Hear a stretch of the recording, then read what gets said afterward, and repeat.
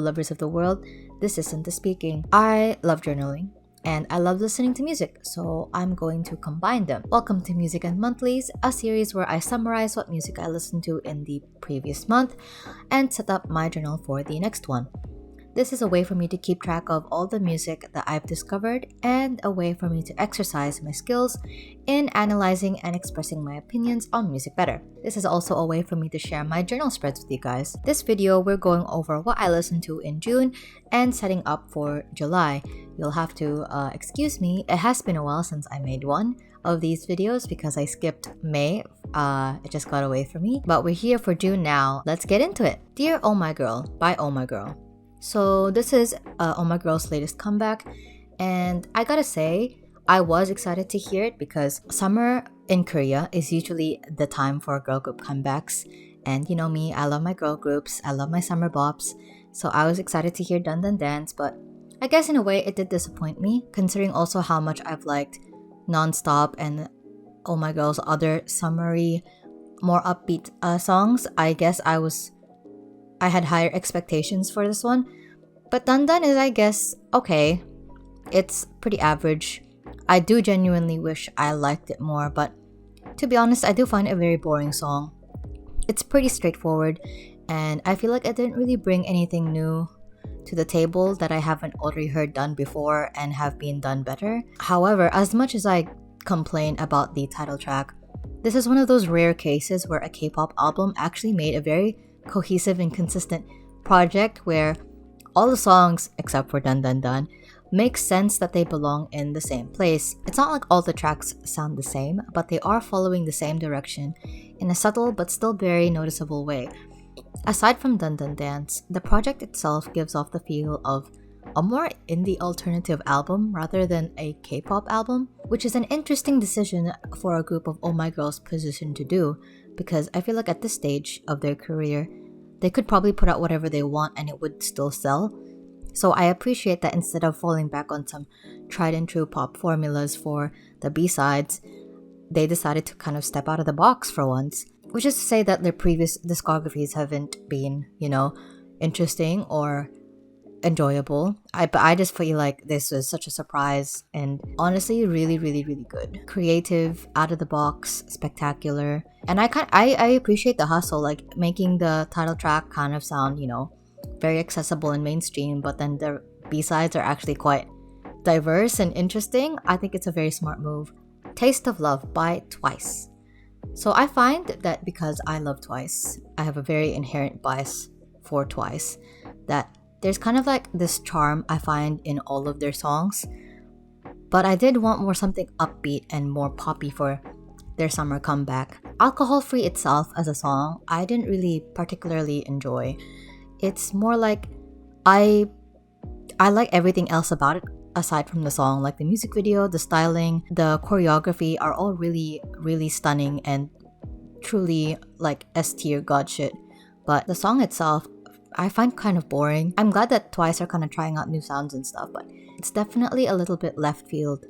But I guess that's good because I haven't heard anyone else kind of doing the same thing that Twice are doing. So I guess I saw a space in the market and decided to fill it up. But yeah, I mean, if it was a group that I loved less, I would definitely just listen to Alcohol Free once and just completely forget about it.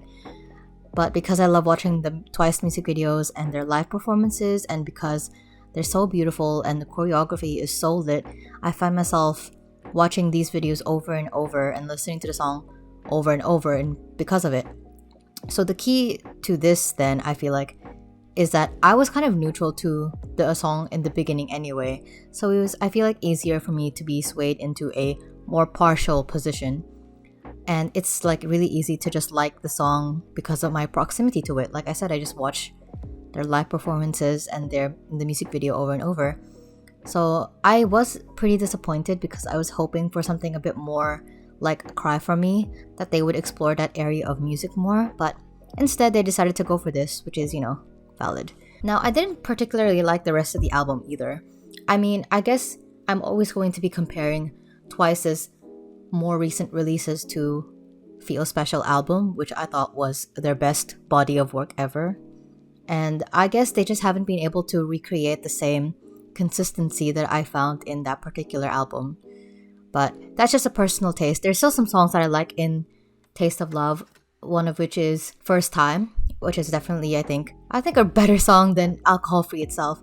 It's very sweet, very, poppy, and could have been a lead track. Like, they could have had a choreography and they could have promoted it. And I think if they promoted it in music shows, I think it would have gotten pretty popular. The Chaos Chapter, Freeze by Tomorrow by Together. So I really enjoyed this album.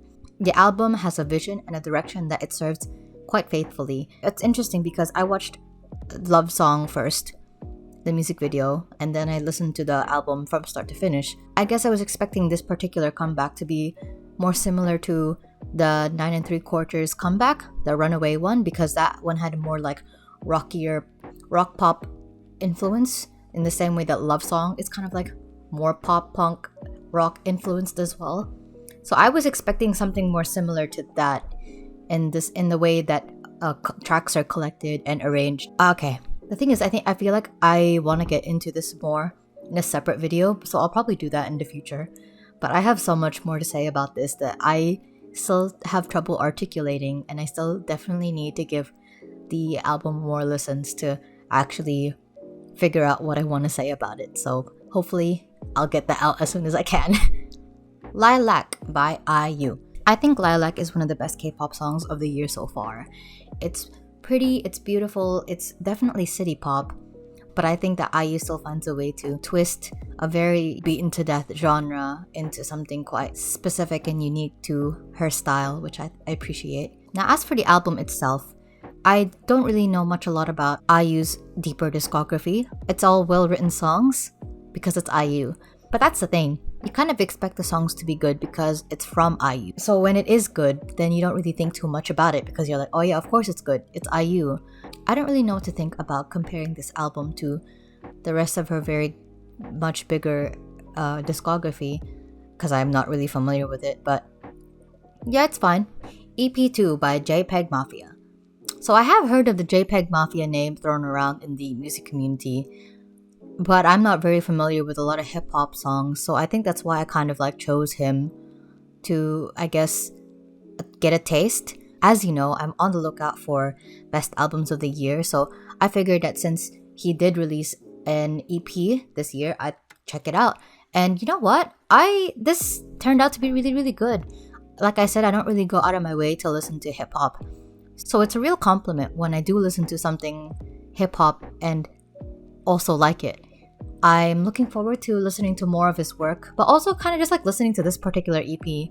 I spoke with my friend and apparently he thinks the first one was better, but I haven't heard the first one, so I guess I'll have to listen to both to compare. But yeah, very enjoyable. Devil by ONEUS. I actually avoided listening to this album for a long time because I heard the title track No Diggity and I hated it so much. So, I wasn't really looking forward to getting into the album itself. So you might be wondering though, then why was I forcing myself to listen to the album? Well, you see, I do have a lot of friends who are boy group stans and who are particularly interested in ONEUS, so most of my listening habits are shaped heavily by what my friends listen to. Yeah, again, I wasn't looking forward to listening to this album, but however, I must begrudgingly admit that this was a really good album and that it had exceeded my expectations.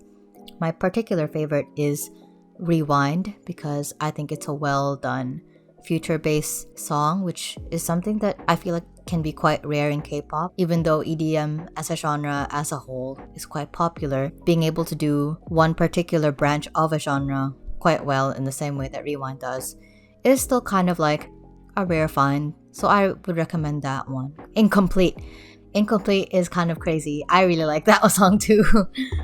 there's like for some reason it's kind of giving me the vibes of an 80s song, but maybe that's just because both ONEUS and 80s operate in the same system of boy group music, which is, par for the course for the genre. But yeah, I love the hodgepodgeness of it. I love the energy, that little drum and bass bit before the chorus kicks in. It's all quite good. And the guys' vocals are also sick as well. My life is incomplete. The album has another single called Busho, and if Busho was the title track and I heard that before No Diggity, I would have been more encouraged to listen to the album because I find that Busho is a more fun song and I like fun songs. Busho pulls a lot of inspiration from two songs, I find. The chanting kind of reminds me of Aju Nice by 17, and the melodic pattern in the chorus is literally the exact same copy of Mysterious by Hello Venus. A special shout out to IPU, which I think stands for I Promise You, and Incomplete, like I said, for having these really sick synthesized guitars. I'm Using Her Feelings by DVSN. So I like this whole album. It's a real vibe. I think I listened to it one sitting, which is an accomplishment because it's so long. Oh, long to me. It's like 20 tracks though. That's pretty long. But I mean, you know me, I'm used to like the K-pop project lengths of basically just up to 10, and it's a miracle if they go higher than that. It's hard to pick a particular favorite. I do gotta give a special shout out to You Somebody, which is a like mashup / cover of two Kings of Leon songs, and Courtside, which I think presents a very compelling narrative in a very still catchy way, and you know, very clever and witty, which I appreciate. And the track with Snow Allegra is also quite good. Don't Fight the Feeling by EXO. I really loved Don't Fight the Feeling, the title track. I think it was a really well made pop song. And the thing is, it's funny, I never really cared much about EXO before this song. Something about this particular title track just made me really happy. And the thing is, I watched the music video and I was kind of like, I never really cared about EXO or any of the members, but I got so happy when I saw Lay on the video, even though they just literally photoshopped him in. But it was just nice to see that he was like, you know, present, and he had lines. The EP as well is quite well made. Oh my god, Paradise is, I had that shit stuck in my head for days. It's such a good song, and I love when they switch to English. It's so good. The rest of the EP itself as well is really, really good, but I find that I just got fixated on those first two tracks. And finally, the last album that I listened to is Zanshi by Bandna. Even though this album, Zanshi, didn't particularly blow me away, I really still enjoyed it. That's my favorite song, and is actually the song that roped me into this band. And it's just one of those songs that make you feel good about feeling sad. I listened to it a lot when I was in my feelings about my old crush, Barista Mans. Wherever you are, Barista Mans, I hope you're having a great day. So to conclude this video, because my throat is getting tired, that's what I listened to in June. Some highlights were definitely the Oh My Girl and the TXT albums. I think it's always refreshing to hear something unique and new in an otherwise oversaturated market like K-pop. At least K-pop idol music-wise. Some low moments. Twice's comeback was a bit of a disappointment, I have to admit. If not the EP itself, I had hoped that I could at least still enjoy the title track. I mean, it's still growing on me. It can only ever go up. And then the surprise find is definitely JPEG Mafia's EP. Came into listened to it expecting nothing and was really impressed by what I found. I guess I always have to remind myself to broaden my horizons. Oh, if I have to give an MVP for this month, I would have to give it to... It'll have to be the Oh My Girl album, just because of how much I listened to it. But yeah, what about you guys? What did you listen to last month? What were your favorites? Did you listen to any of the albums that I mentioned in this video? And if you did, do you agree with my thoughts and opinions? Comment your thoughts below, or let me know what you think about my spreads. Take care, and I'll see you guys in the next video. Please subscribe if you want to see more of my spreads or want to listen to me talk more. I post every week on Mondays, or at least I try to. All my social media links are in the description, as well as my Ko-fi and Patreon page if you guys want to support me and my work. I'll see you guys in the next video. Bye!